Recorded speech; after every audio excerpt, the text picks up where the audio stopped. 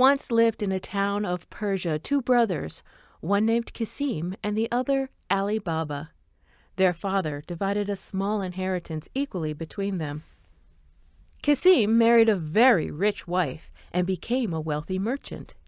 Ali Baba married a woman as poor as himself and lived by cutting wood and bringing it upon 3 asses to the town to sell. One day, when Ali Baba was in the forest and had just cut wood enough to load his asses, he saw at a distance a great cloud of dust, which seemed to approach him. He observed it with attention, and distinguished soon after a body of horsemen who he suspected might be robbers. He determined to leave his asses to save himself. He climbed up a large tree planted on a high rock, whose branches were thick enough to conceal him, and yet enabled him to see all that passed without being discovered. The troop, who were to the number of 40, all well mounted and armed, came to the foot of the rock on which the tree stood, and there dismounted. Every man unbridled his horse, tied him to some shrub, and hung about his neck a bag of corn which they had brought behind them. Then each of them took off his saddle-bag, which seemed to Ali Baba to be full of gold and silver from its weight. One, whom he took to be their captain, came under the tree in which Ali Baba was concealed, and making his way through some shrubs, pronounced these words, "Open, Sesame!" As soon as the captain of the robbers had thus spoken, a door opened in the rock, and after he had made all his troop enter before him, he followed them, when the door shut again of itself. The robbers stayed some time within the rock, during which Ali Baba, fearful of being caught, remained in the tree. At last the door opened again, and as the captain went in last, so he came out first, and stood to see them all pass by him. When Ali Baba heard him make the door close by pronouncing these words, "Shut, Sesame!" Every man at once went and bridled his horse, fastened his wallet, and mounted again. When the captain saw them all ready, he put himself at their head, and they returned the way they had come. Ali Baba followed them with his eyes for as far as he could see them, and afterwards stayed a considerable time before he descended. Remembering the words the captain of the robbers used to cause the door to open and shut, he had the curiosity to try if his pronouncing them would have the same effect.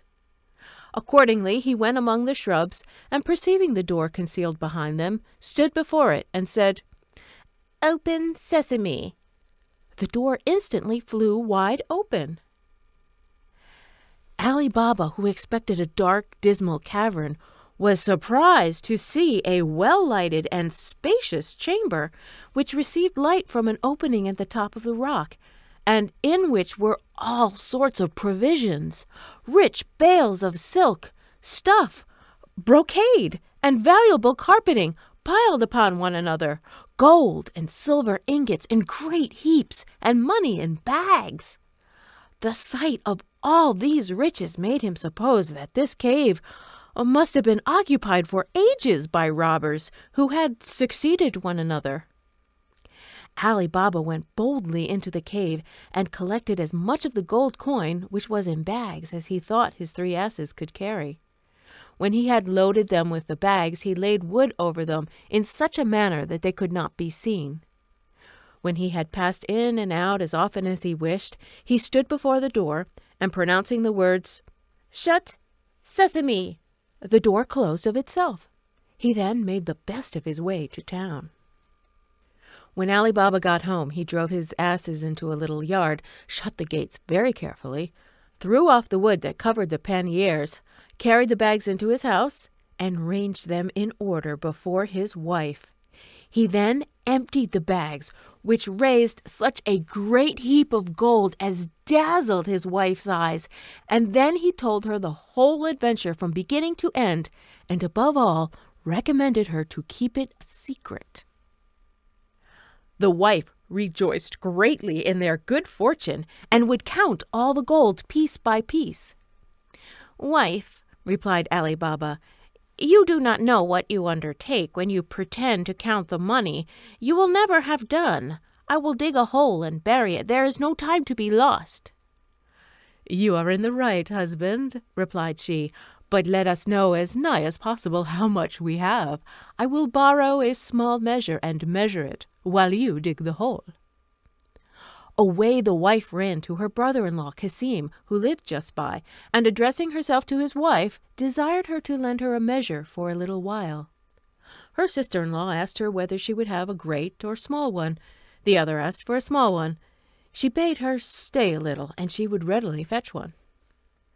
The sister-in-law did so, but as she knew Ali Baba's poverty, she was curious to know what sort of grain his wife wanted to measure, and artfully putting some suet at the bottom of the measure, brought it to her, with an excuse that she was sorry that she had made her stay so long, but that she could not find it sooner. Ali Baba's wife went home, set the measure upon the heap of gold, filled it and emptied it often upon the sofa, till she had done, when she was very well satisfied to find the number of measures amounted to so many as they did, and went to tell her husband, who had almost finished digging the hole. While Ali Baba was burying the gold, his wife, to show her exactness and diligence to her sister-in-law, carried the measure back again, but without taking notice that a piece of gold had stuck to the bottom. "Sister," said she, giving it to her again, "you see that I have not kept your measure long. I am obliged to you for it, and return it with thanks." As soon as Ali Baba's wife was gone, Cassim looked at the bottom of the measure, and was in inexpressible surprise to find a piece of gold sticking to it. Envy immediately possessed her breast. "What!" said she, "has Ali Baba gold so plentiful as to measure it? Whence has he all this wealth?" Cassim, her husband, was at his counting house. When he came home, his wife said to him, "Cassim, I know you think yourself rich, but Ali Baba is infinitely richer than you. He does not count his money, but measures it." Cassim desired her to explain the riddle, which she did by telling him the stratagem she had used to make the discovery, and showed him the piece of money, which was so old that they could not tell in what prince's reign it was coined. Cassim, after he had married the rich widow, had never treated Ali Baba as a brother, but neglected him, and now, instead of being pleased, he conceived a base envy at his brother's prosperity. He could not sleep all that night, and went to him in the morning before sunrise. "Ali Baba," said he, "I am surprised at you. You pretend to be miserably poor, and yet you measure gold. My wife found this at the bottom of the measure you borrowed yesterday." By this discourse, Ali Baba perceived that Cassim and his wife, through his own wife's folly, knew what they had so much reason to conceal. But what was done could not be undone. Therefore, without showing the least surprise or trouble, he confessed all, and offered his brother part of his treasure to keep the secret. "I expect as much," replied Cassim haughtily, "but I must know exactly where this treasure is, and how I may visit it myself when I choose. Otherwise, I will go and inform against you, and then you will not only get no more, but will lose all you have, and I shall have a share from my information." Ali Baba told him all he desired, even to the very words he was to use to gain admission into the cave. Cassim rose the next morning long before the sun, and set out for the forest with 10 mules, bearing great chests, which he designed to fill, and followed the road which Ali Baba had pointed out to him, and found out the place by the tree and other marks which his brother had given him. When he reached the entrance of the cavern, he pronounced the words, "Open, Sesame." The door immediately opened, and when he was in, closed upon him. In examining the cave, he was in great admiration to find much more riches than he had expected from Ali Baba's relation. He quickly laid as many bags of gold as he could carry at the door of the cavern, but his thoughts were so full of the great riches he should possess that he could not think of the necessary word to make it open, but instead of sesame, said, "Open, barley," and was much amazed to find that the door remained fast shut. He named several sorts of grain, but still the door would not open.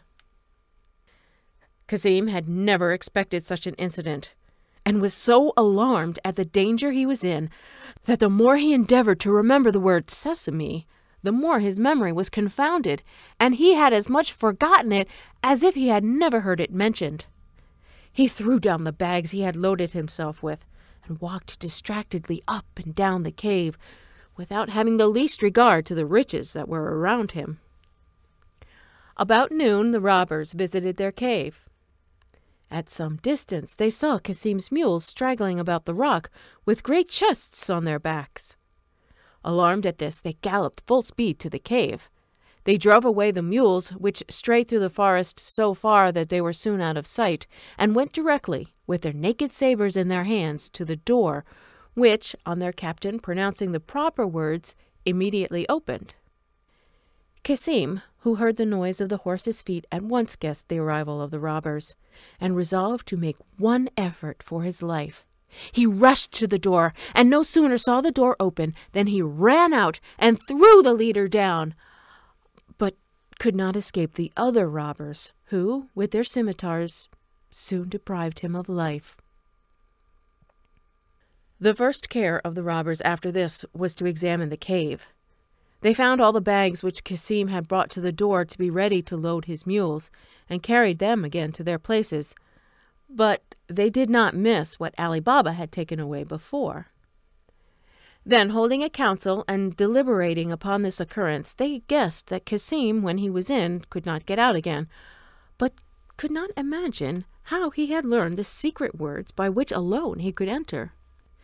They could not deny the fact of his being there, and to terrify any person or accomplice who should attempt the same thing, they agreed to cut Cassim's body into 4 quarters, to hang 2 on one side and 2 on the other within the door of the cave.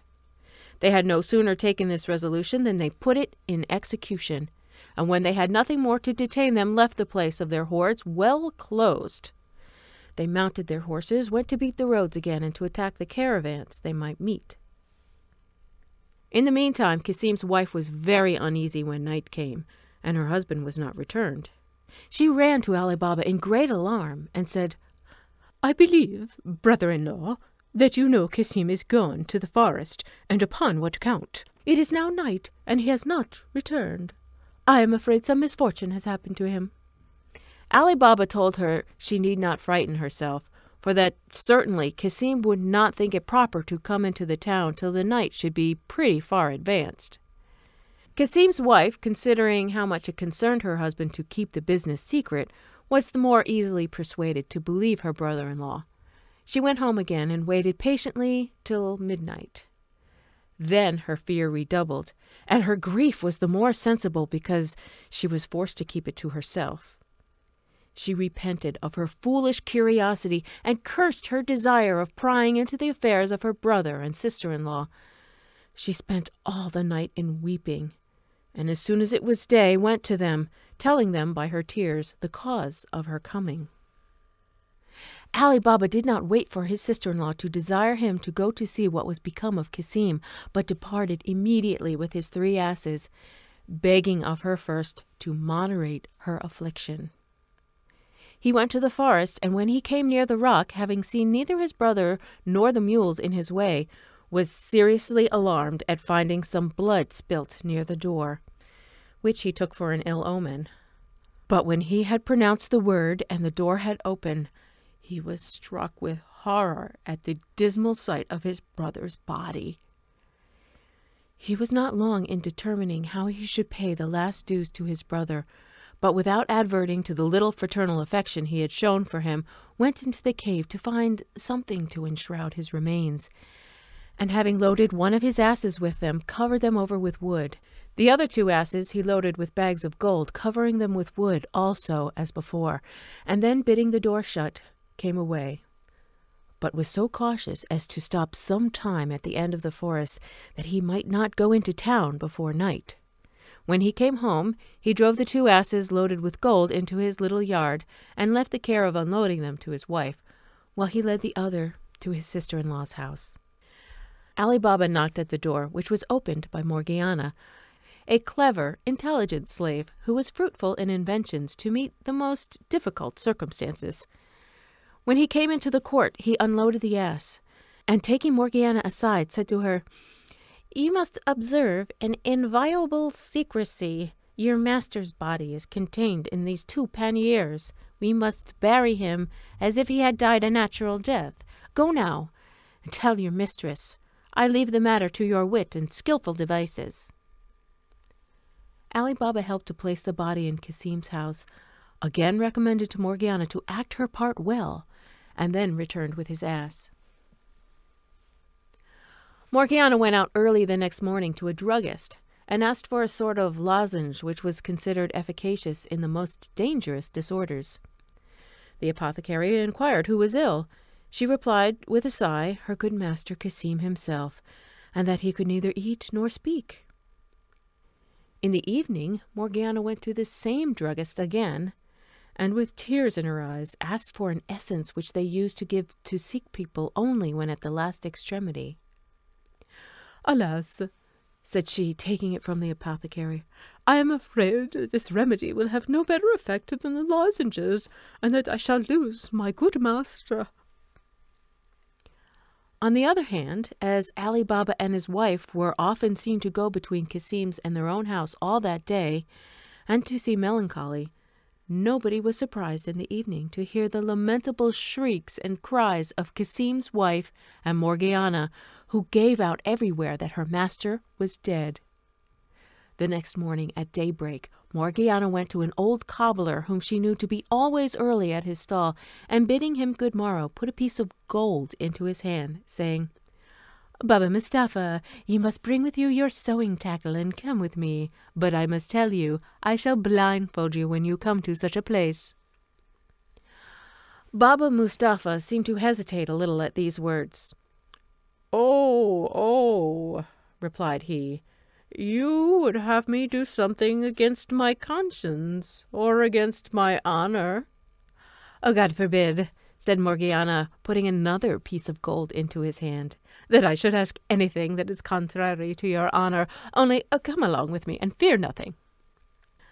Baba Mustapha went with Morgiana, who, after she had bound his eyes with a handkerchief at the place she had mentioned, conveyed him to her deceased master's house, and never unloosened his eyes till he had entered the room where she had put the corpse together. "Baba Mustapha," said she, "you must make haste and sew the parts of this body together, and when you have done, I will give you another piece of gold."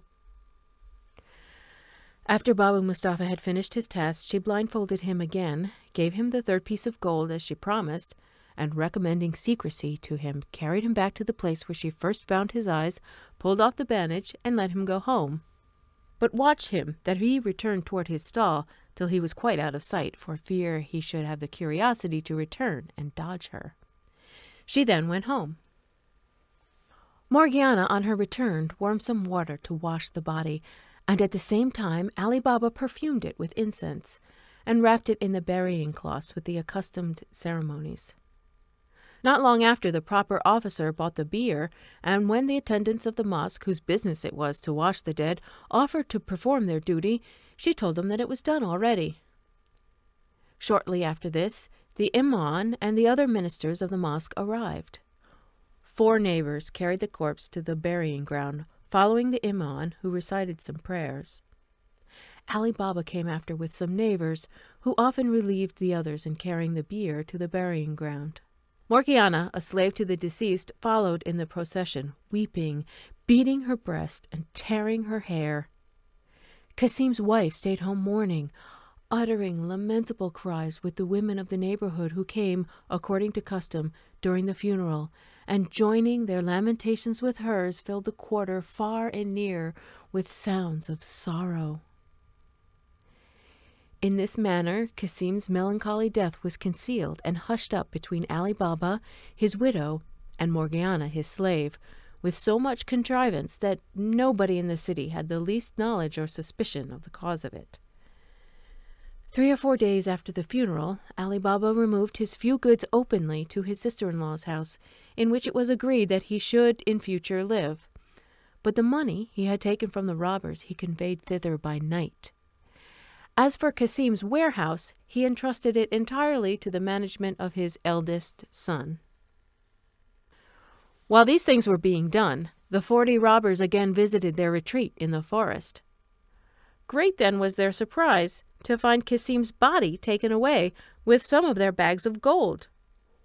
"We are certainly discovered," said the captain.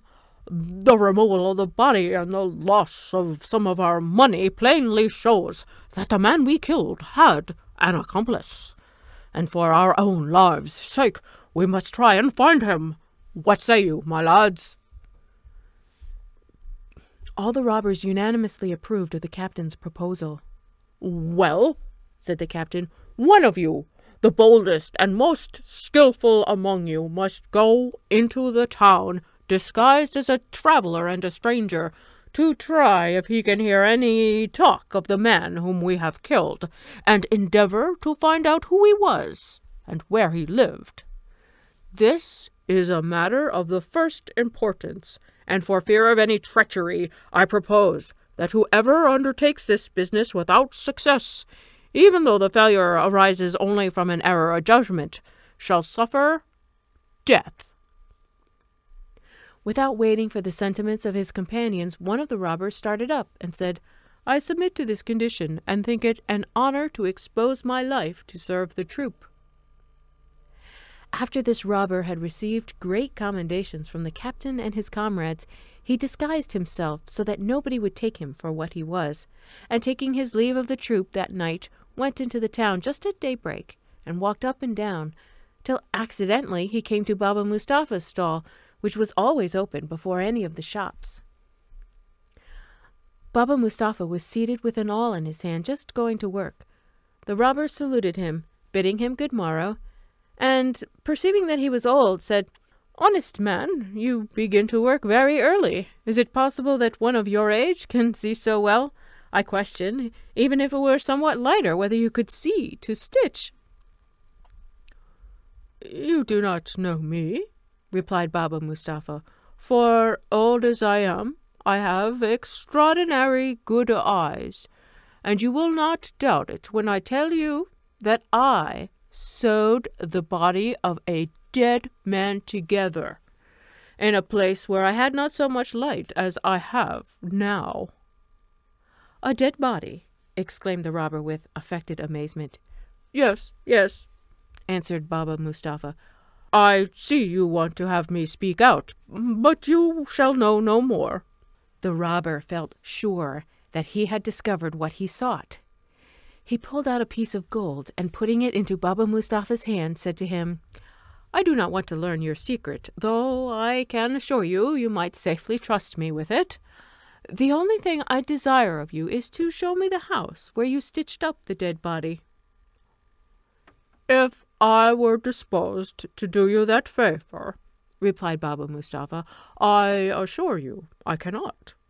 I was taken to a certain place, whence I was led blindfold to the house, and afterward brought back again in the same manner.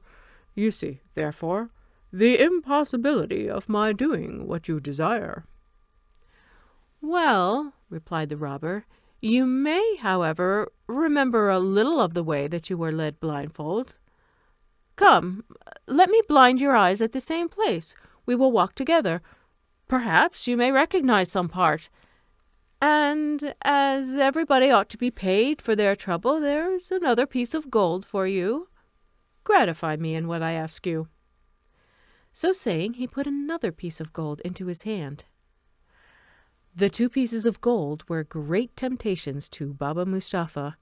He looked at them a long time in his hand without saying a word, but at last he pulled out his purse and put them in. "I cannot promise," said he to the robber, "that I can remember the way exactly, but since you desire, I will try what I can do." At these words, Baba Mustapha rose up, to the great joy of the robber, and led him to the place where Morgiana had bound his eyes. "It was here," said Baba Mustapha. "I was blindfolded, and I turned this way." The robber tied his handkerchief over his eyes and walked by him till he stopped directly at Cassim's house, where Ali Baba then lived. The thief, before he pulled off the band, marked the door with a piece of chalk which he had ready in his hand, and then asked him if he knew whose house that was. To which Baba Mustapha replied that, as he did not live in the neighbourhood, he could not tell.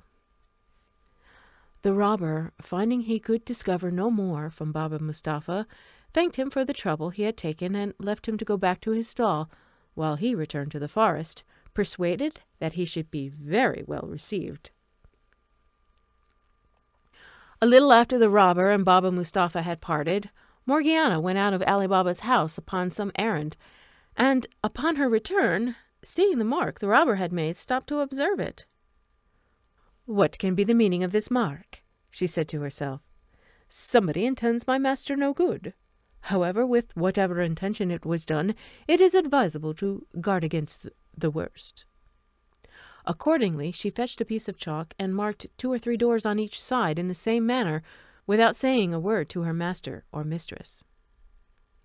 In the meantime, the robber rejoined his troop in the forest, and recounted to them his success, expatiating upon his good fortune in meeting so soon with the only person who could inform him of what he wanted to know. All the robbers listened to him with the utmost satisfaction, when the captain, after commending his diligence, addressing himself to them all, said, "Comrades, we have no time to lose. Let us set off well armed, without its appearing who we are, but that we may not excite any suspicion, let only 1 or 2 go into the town together, and join at our rendezvous, which shall be the great square. In the meantime, our comrade, who brought us the good news, and I will go and find out the house, that we may consult what had best be done." This speech and plan was approved by all, and they were soon ready. They filed off in parties of 2 each, after some interval of time, and got into the town without being in the least suspected.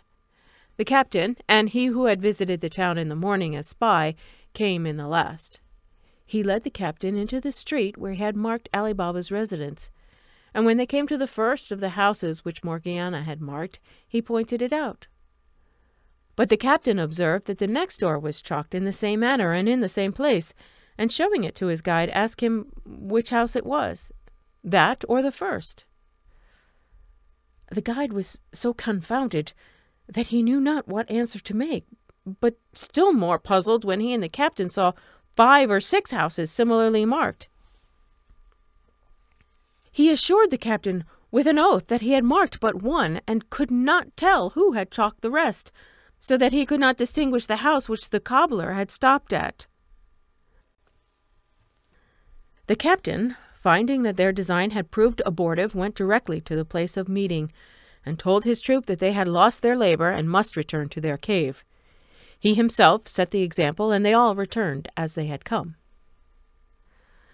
When the troop was all got together, the captain told them the reason of their returning, and presently the conductor was declared by all worthy of death. He condemned himself, acknowledging that he ought to have taken better precaution, and prepared to receive the stroke from him who was appointed to cut off his head.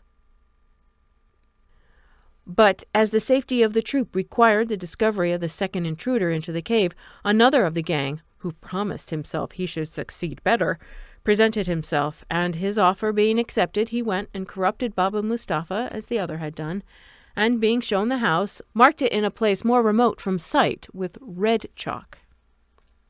Not long after, Morgiana, whose eyes nothing could escape, went out, and seeing the red chalk, and arguing with herself as she had done before, marked the other neighbours' houses in the same place and manner.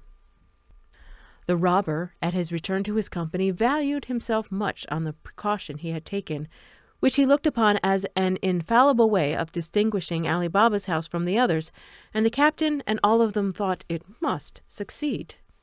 They conveyed themselves into the town with the same precaution as before, but when the robber and his captain came to the street, they found the same difficulty, at which the captain was enraged, and the robber in as great confusion as his predecessor.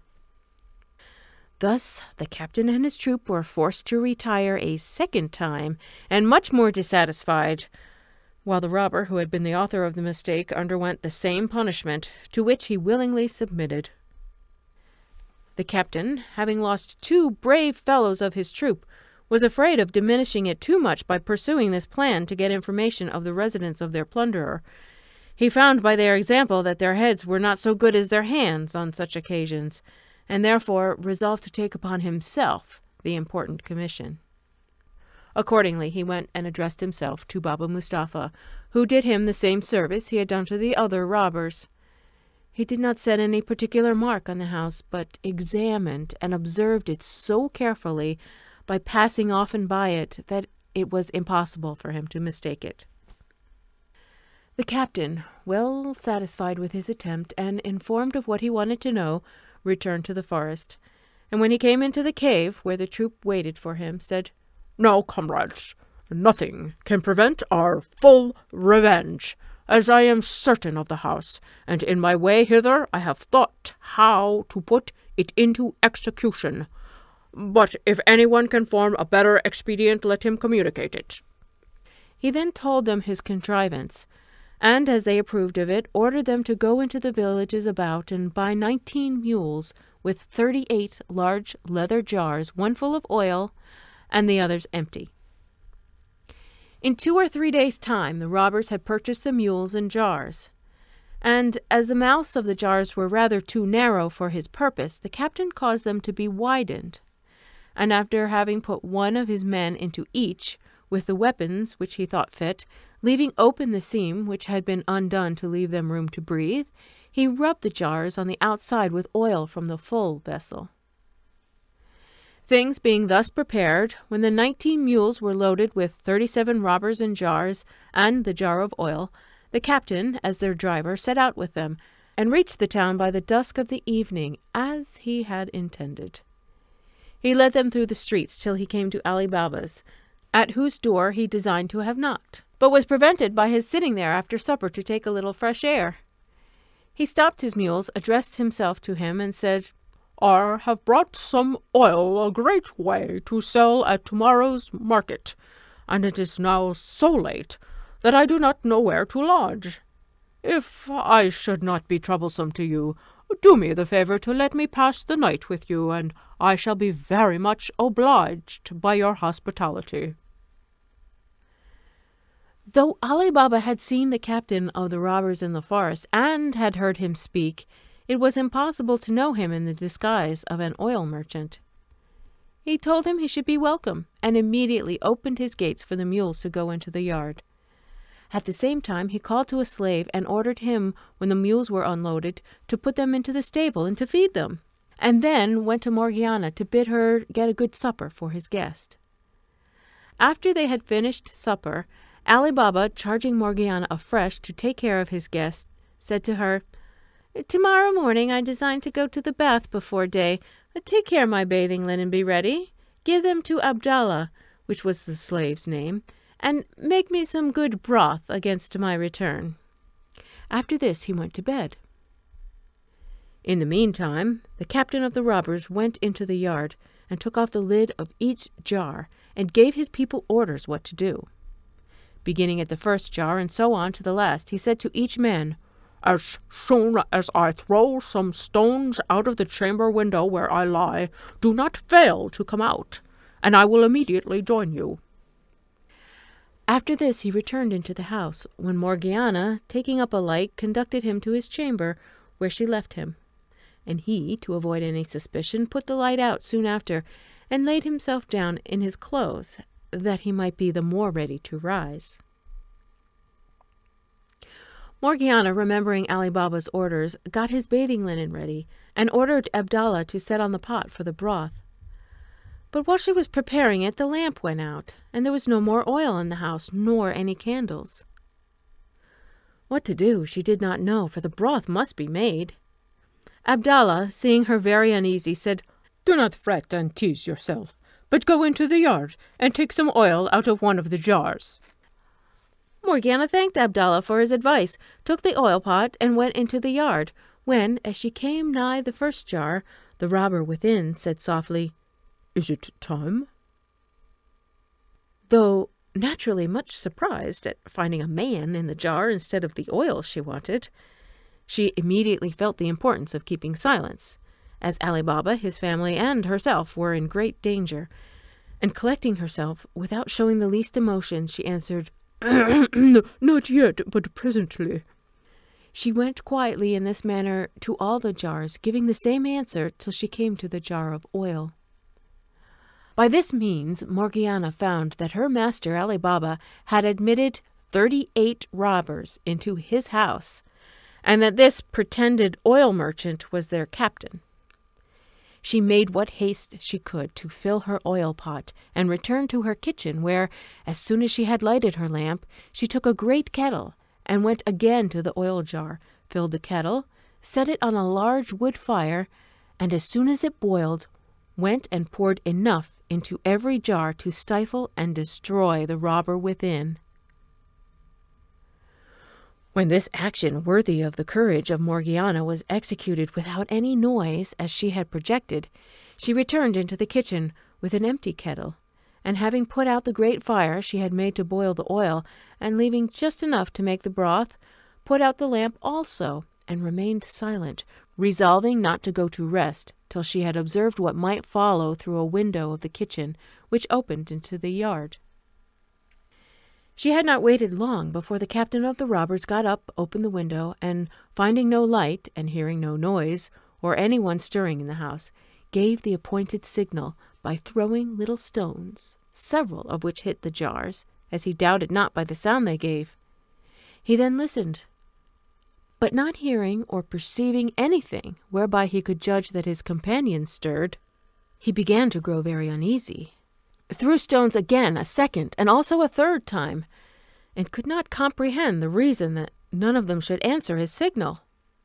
Much alarmed, he went softly down into the yard, and going to the first jar, while asking the robber, whom he thought alive, if he was in readiness, smelt the hot boiled oil, which sent forth a steam out of the jar. Hence he suspected that his plot to murder Ali Baba and plunder his house was discovered. Examining all the jars one after another, he found that all his gang were dead, and enraged to despair at having failed in his design, he forced the lock of a door that led from the yard to the garden, and climbing over the walls made his escape. When Morgiana saw him depart, she went to bed, satisfied and pleased to have succeeded so well in saving her master and family. Ali Baba rose before day, and, followed by his slave, went to the baths, entirely ignorant of the important event which had happened at home. When he returned from the baths, he was very much surprised to see the oil jars, and that the merchant was not gone with the mules. He asked Morgiana, who opened the door, the reason of it. "My good master," answered she, "God preserve you and all your family. You will be better informed of what you wish to know when you have seen what I have to show you, if you will follow me." As soon as Morgiana had shut the door, Ali Baba followed her, when she requested him to look into the first jar and see if there was any oil. Ali Baba did so, and seeing a man, started back in alarm, and cried out. "Do not be afraid," said Morgiana. "The man you see there can neither do you nor anybody else any harm. He is dead." "Oh, Morgiana," said Ali Baba, "what is it you show me? Explain yourself." "I will," replied Morgiana. "Moderate your astonishment, and do not excite the curiosity of your neighbours, for it is of great importance to keep this affair secret. Look into all the other jars." Ali Baba examined all the other jars one after another, and when he came to that which had the oil in it, found it prodigiously sunk, and stood for some time motionless, sometimes looking at the jars, and sometimes at Morgiana, without saying a word, so great was his surprise. At last, when he had recovered himself, he said, "And what is become of the merchant?" "Merchant," answered she, "he is as much a one as I am. I will tell you who he is, and what is become of him, but you had better hear the story in your own chamber, for it is time for your health that you had your broth after your bathing." Morgiana then told him all she had done, from the first observing the mark upon the house to the destruction of the robbers and the flight of their captain. On hearing of these brave deeds from the lips of Morgiana, Ali Baba said to her, God, by your means, has delivered me from the snares these robbers laid for my destruction. I owe therefore my life to you, and for the first token of my acknowledgment, give you your liberty from this moment, till I can complete your recompense as I intend. Ali Baba's garden was very long and shaded at the further end by a great number of large trees. Near these he and the slave Abdallah dug a trench long and wide enough to hold the bodies of the robbers. And as the earth was light, they were not long in doing it. When this was done, Ali Baba hid the jars and weapons, and as he had no occasion for the mules, he sent them at different times to be sold in the market by his slave. While Ali Baba took these measures, the captain of the 40 robbers returned to the forest with inconceivable mortification. He did not stay long. The loneliness of the gloomy cavern became frightful to him. He determined, however, to avenge the fate of his companions and to accomplish the death of Ali Baba. For this purpose he returned to the town and took a lodging in a khan and disguised himself as a merchant in silks. Under this assumed character, he gradually conveyed a great many sorts of rich stuffs and fine linen to his lodging from the cavern, but with all the necessary precautions to conceal the place whence he brought them. In order to dispose of the merchandise, when he had thus amassed them together, he took a warehouse, which happened to be opposite to Kasim's, which Ali Baba's son had occupied since the death of his uncle. He took the name of Cogia Hussein, and, as a newcomer, was, according to custom, extremely civil and complaisant to all the merchants, his neighbors. Ali Baba's son was, from his vicinity, one of the first to converse with Cogia Hussein, who strove to cultivate his friendship more particularly.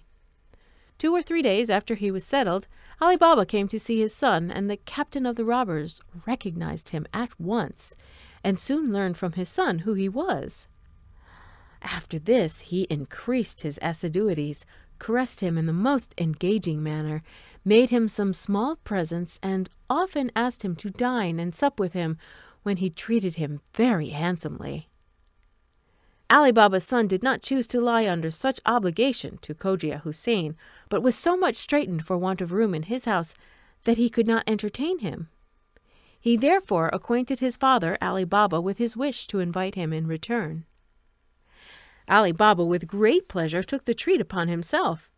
"Son," said he, "tomorrow being Friday, which is a day that the shops of such great merchants as Cogia Hussein and yourself are shut, get him to accompany you, and as you pass by my door, call in. I will go and order Morgiana to provide a supper."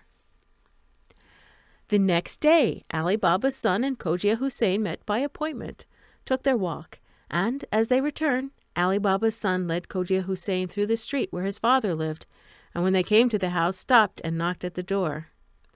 "This, sir," said he, "is my father's house, who, from the account I have given him of your friendship, charged me to procure him the honour of your acquaintance, and I desire you to add this pleasure to those for which I am already indebted to you."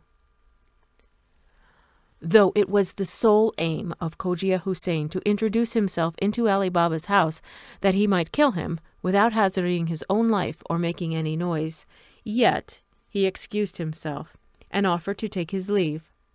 But a slave, having opened the door, Ali Baba's son took him obligingly by the hand, and in a manner forced him in. Ali Baba received Cogia Hussein with a smiling countenance, and in the most obliging manner he could wish. He thanked him for all the favours he had done his son, adding withal the obligation was the greater, as he was a young man, not much acquainted with the world, and that he might contribute to his information. Cogia Hussein returned the compliment by assuring Ali Baba that though his son might not have acquired the experience of older men, he had good sense equal to the experience of many others. After a little more conversation on different subjects, he offered again to take his leave, when Ali Baba, stopping him, said, "Where are you going, sir, in so much haste? I beg you would do me the honour to sup with me, though my entertainment might not be worthy of your acceptance. Such as it is, I heartily offer it." "Oh, sir," replied Cogia Houssain, "I am thoroughly persuaded of your good will, but the truth is, I can eat no victuals that have any salt in them. Therefore, judge how I should feel at your table." "If that is the only reason," said Ali Baba, "it ought not to deprive me of the honour of your company. For, in the first place, there is no salt ever put into my bread, and as to the meat we shall have tonight, I promise you there shall be none in that. Therefore you must do me the favour to stay. I will return immediately." Ali Baba went into the kitchen and ordered Morgiana to put no salt in the meat that was to be dressed that night, and to make quickly 2 or 3 ragouts besides what he had ordered, but be sure to put no salt in them. Morgiana, who was always ready to obey her master, could not help being surprised at his strange order. "Who is this strange man," said she, "who eats no salt with his meat? Your supper will be spoiled if I keep it back so long." "Do not be angry, Morgiana," replied Ali Baba. "He is an honest man, therefore do as I bid you." Morgiana obeyed, though with no little reluctance, and had a curiosity to see this man who ate no salt.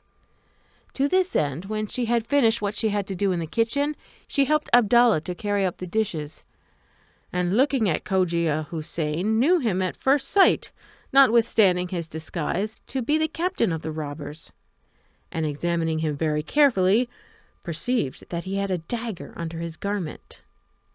"I am not the least amazed," she said to herself, "that this wicked man, who is my master's greatest enemy, would eat no salt with him, since he intends to assassinate him. But I will prevent him." Morgiana, while they were at supper, determined in her own mind to execute one of the boldest acts ever meditated. When Abdallah came for the dessert of fruit, and had put it up with the wine and glasses before Ali Baba, Morgiana retired, dressed herself neatly with a suitable headdress like a dancer, girded her waist with a silver gilt girdle, to which there hung a poniard with a hilt and guard of the same metal, and put a handsome mask on her face. When she had thus disguised herself, she said to Abdallah, "Take your tabar, and let us go divert our master and his son's friend, as we do sometimes when he is alone." Abdallah took his tabor, and played all the way into the hall before Morgiana, who, when she came to the door, made a low obeisance by way of asking leave to exhibit her skill, while Abdallah left off playing. "Come in, Morgiana," said Ali Baba, "and let Cogia Houssain see what you can do, that he may tell us what he thinks of your performance." Cogia Houssain, who did not expect this diversion after supper, began to fear he should not be able to take advantage of the opportunity he thought he had found, but hoped, if he now missed his aim, to secure it another time by keeping up a friendly correspondence with the father and son. Therefore, though he could have wished Ali Baba would have declined the dance, he pretended to be obliged to him for it, and had the complaisance to express his satisfaction at what he said, which pleased his host. As soon as Abdallah saw that Ali Baba and Cogia Houssain had done talking, he began to play on the tabor, and accompanied it with an air, to which Morgiana, who was an excellent performer, danced in such a manner as would have created admiration in any company. After she had danced several dances with much grace, she drew the poniard, and holding it in her hand, began a dance in which she outdid herself by the many different figures, light movements, and the surprising leaps and wonderful exertions with which she accompanied it. Sometimes she presented the poniard to one breast, sometimes to another, and oftentimes seemed to strike her own. At last she snatched the tabor from Abdallah with her left hand, and holding the dagger in her right, presented the other side of the tabor, after the manner of those who get a livelihood by dancing, and solicit the liberality of the spectators. Ali Baba put a piece of gold into the tabor, as did his son, and Cogia Houssain, seeing that she was coming to him, had pulled his purse out of his bosom to make her a present.